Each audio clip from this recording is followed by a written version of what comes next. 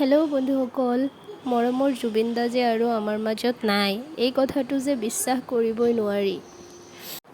এয়া তেওঁক দিল্লী এয়াৰপৰ্টত ৰিচিভ কৰা হৈছে তেওঁৰ নশ্বৰ দেহ।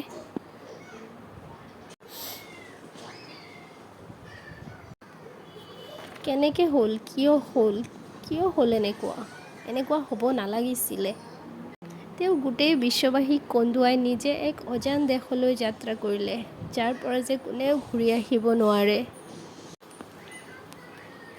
তেওঁৰ কাৰণে কান্দিছে তেওঁৰ পত্নী, তেওঁৰ পিতৃ আৰু গোটেই বিশ্ববাসী। দিল্লী এয়াৰপৰ্টত হেমন্ত বিশ্ব শৰ্মা ডাঙৰীয়াই তেওঁক শেষ শ্ৰদ্ধাঞ্জলি জ্ঞাপন কৰিছে। তেওঁ শোকত ভাগি পৰিছে, তেওঁৰ লগত ভাগি পৰিছে গোটেই পৃথিৱীৰ মানুহ। এই কৰুণ দৃশ্য যে চকুৰে মনিব নোৱাৰি, সহ্য কৰিব নোৱাৰি।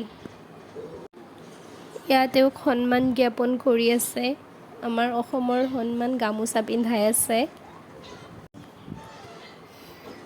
তেওঁৰ এই অকাল বিয়োগত বিশ্ববাসীয়ে হিয়া ঢুকুৰি কান্দি আছে।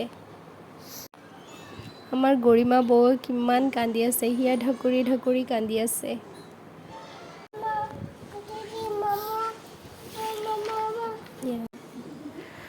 তেওঁৰ অন্তিম যাত্ৰাত, তেওঁৰ স্বৰ্গৰত, তেওঁৰ নশ্বৰ দেহ তেওঁৰ নিজা বাসগৃহলৈ যাত্ৰা কৰি আছে।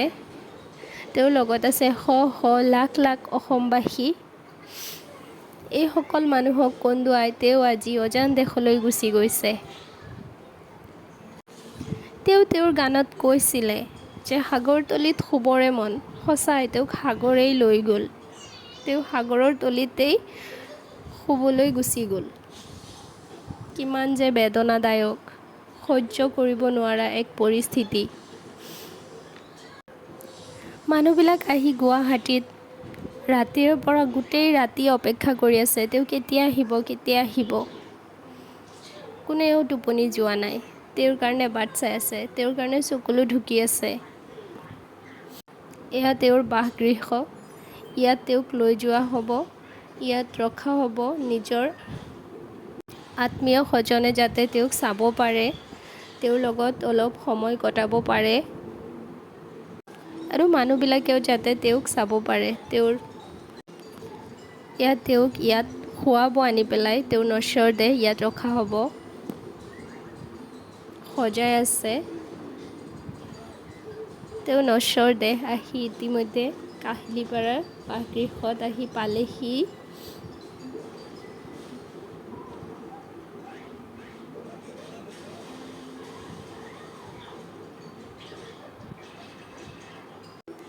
তেওঁৰ নিচিনা আৰু কোনো হ'ব নোৱাৰে। তেওঁ আছিলে দুখীয়া নিচলাৰ বন্ধু।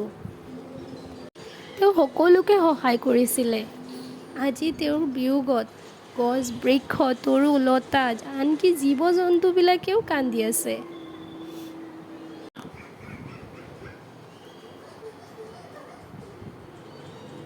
আজি মানুহবিলাক ওলাই আহিছে একমাত্ৰ জুবিন দাক শেষৰবাৰৰ বাবে চাবলৈ।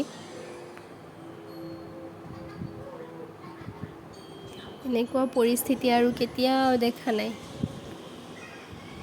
এয়া জুবিন দাক আনি নিজৰ বাসগৃহত ৰাখিছে, তেওঁক সন্মান জ্ঞাপন কৰি আছে, তেওঁক শ্ৰদ্ধাঞ্জলি জ্ঞাপন কৰি আছে সকলো মানুহে আৰু কান্দি আছে।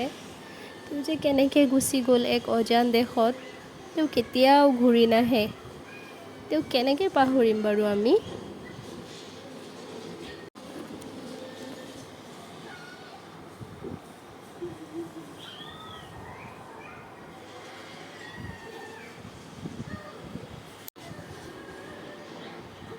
এক সহ্য কৰিব নোৱাৰা পৰিস্থিতি।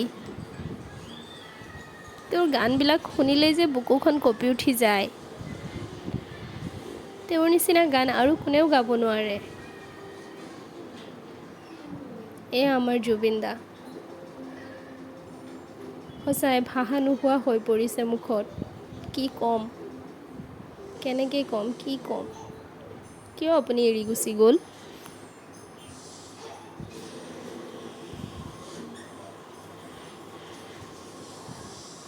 অসমবাসীয়ে কান্দি আছে আপোনাৰ কাৰণে, আপুনি এবাৰ মাত দিয়ক। গোটেই মানুহ ৰাস্তাত ৰখি আছে এবাৰ শেষৰবাৰৰ বাবে আপোনাক চাবলৈ।